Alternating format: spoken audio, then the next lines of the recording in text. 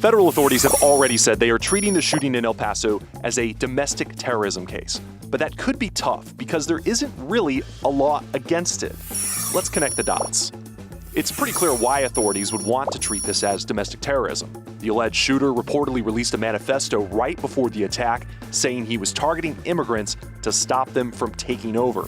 While it has not been definitively tied to the suspect, El Paso's police chief says it looks to be the case. But here's where it gets murky.